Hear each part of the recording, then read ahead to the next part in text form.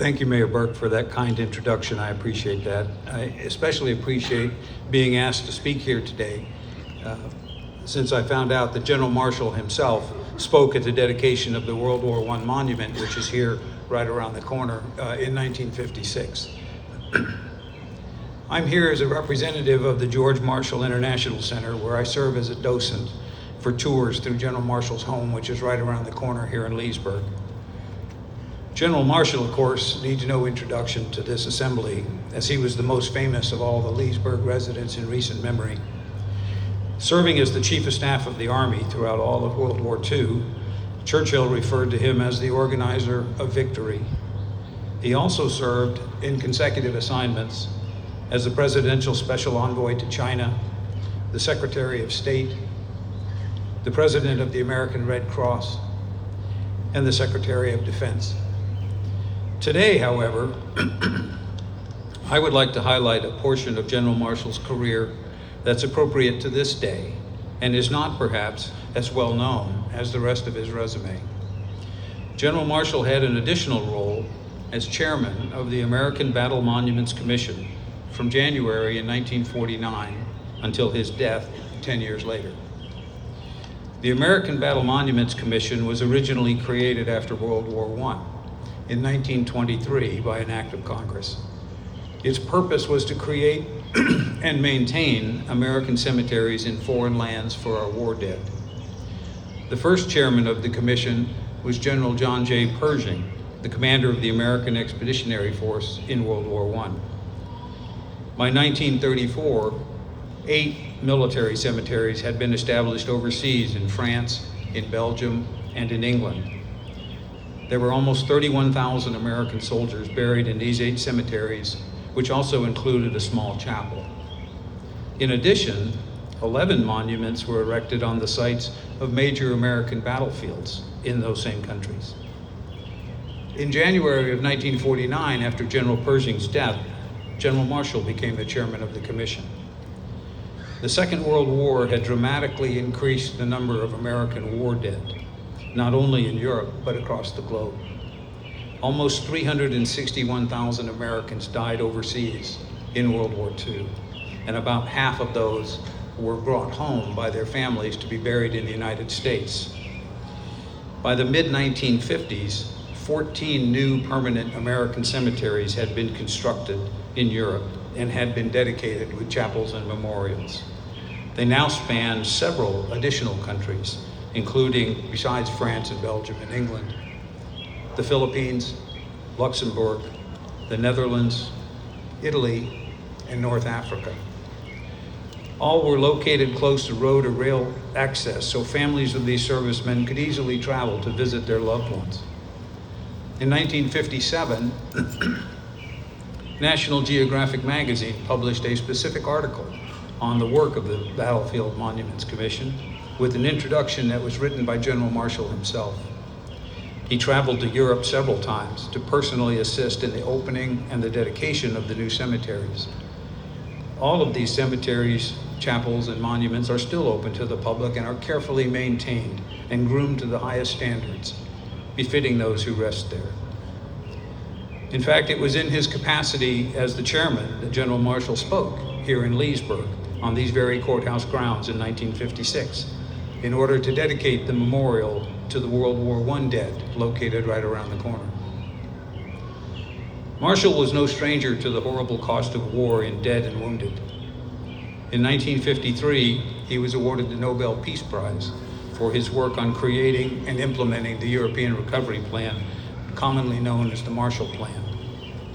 During his acceptance speech in Oslo, he made the following comment: "There has been considerable comment over the awarding of the Nobel Peace Prize to a soldier. I'm afraid that this does not seem as remarkable to me as it quite evidently appears to others. I know a great deal of the horrors and the tragedies of war. Today, as chairman of the American Battle Monuments Commission, it is my duty to supervise the construction and the maintenance of military cemeteries in many countries overseas, particularly in Western Europe. The cost of war in human lives is constantly spread before me, written neatly in many ledgers, whose columns are gravestones. I am deeply moved to find some means or method of avoiding another calamity of war. Almost daily, I hear from the wives or mothers or families of the dead. General Marshall had another and a more personal reason to appreciate Memorial Day. In 1930, when he married Catherine Tupper Brown, she was a widow that had 3 teenage children. The youngest was Alan Tupper Brown, who was a mere lad of 14 at the time of her marriage. Marshall had written to the children asking their permission to marry their mother. Alan wrote back and said that he thought it was a good idea, and he signed his letter, "A friend in need is a friend indeed. Your friend, Alan." He was the only person that ever referred to General Marshall as George, a familiarity that not even President Roosevelt could master. By 1944, Alan had grown up and had been commissioned in the U.S. Army as a lieutenant of armor. On the 29th of May in 1944, Alan was killed in action while in his tank at the head of his platoon in Italy, not far from Anzio. The telegram came to General Marshall. He was the Army Chief of Staff, and the timing was a mere week before the launching of the greatest amphibious assault in military history, the landings in Normandy on D-Day. General Marshall left his office in the Pentagon and drove to Quarters 1 at Fort Myers, the chief's traditional home. There he had to tell Catherine what had happened to poor Alan. And then, in the pressures of the momentous worldwide events that he was engaged in, he had to leave her to return to the office and the crushing responsibilities that he carried, without even a moment to properly grieve his stepson. Within 2 weeks, General Marshall had traveled to Normandy to see the invasion and to speak face-to-face with his commanders. While still in Europe, he flew to Italy, and he made a short visit to Alan's gravesite in a temporary cemetery that was near Nettuno. He talked with Alan's battalion commander and with the surgeon who had tried to save his life.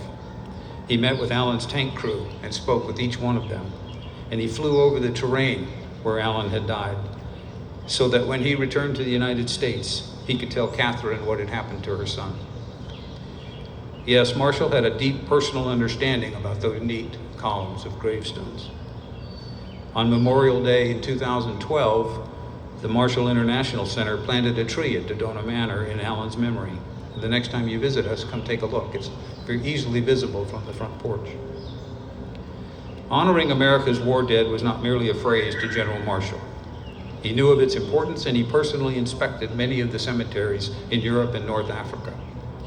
He worked ceaselessly to obtain and to retain funding for the upkeep of the cemeteries, the chapels, and the memorials overseas, as our nation's way to honor those who had given their lives for the nation and to assist other nations in the world wars. The fundamental theme of all of the honored dead buried in these cemeteries is that of service. In all of our nation's wars until very recently, the men and women who fought and died were drafted, called by the government to serve in their ranks, to protect others from tyranny. Many died in the attempt. While every country has their own honored war dead, I cannot recall any others who died defending the freedom of others. That is one defining characteristic of our honored dead buried overseas. They were sent there to defend France and Belgium and Britain, Korea, Vietnam, Iraq, and Afghanistan, and they served and died honorably. It is said that when French President de Gaulle withdrew from NATO in 1967, he demanded of the United States that they remove all American forces from their territory. Our ambassador to France at that time was Dean Rusk, and he asked de Gaulle, "Does that include the cemeteries? Shall I dig them up and take them too?" De Gaulle, Rusk reported, was too embarrassed to answer. The point is clear.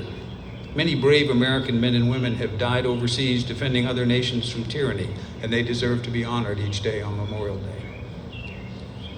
On July 16th in 1956, about 6 weeks after General Marshall delivered his remarks here at the dedication of the World War I monument, another ceremony took place in Europe. The American cemetery in Brittany, France, was dedicated on that day. There were many speakers representing many veterans organizations, and one of them was a U.S. Senator named Charles E. Potter from Michigan. Senator Potter was no bystander to World War II. He served as an infantryman in Europe, and he was awarded the Silver Star and the Bronze Star and 3 Purple Hearts. Potter lost both of his legs when he stepped on a German landmine in France. He read a poem that day written by English school children who had visited this same cemetery in Brittany with their teacher just the week prior. I'd like to read it now, and it's not very long. Let them in, St. Peter, they are very tired. Give them couches where angels sleep. Let them wake, whole again, to new dawns fired with sun and not war, and may their peace be deep. Remember where the broken bodies lie, and give them many things that they like. Let them make noise. God knows how young they were to have died. Give them swing bands, not gold harps, for these are boys.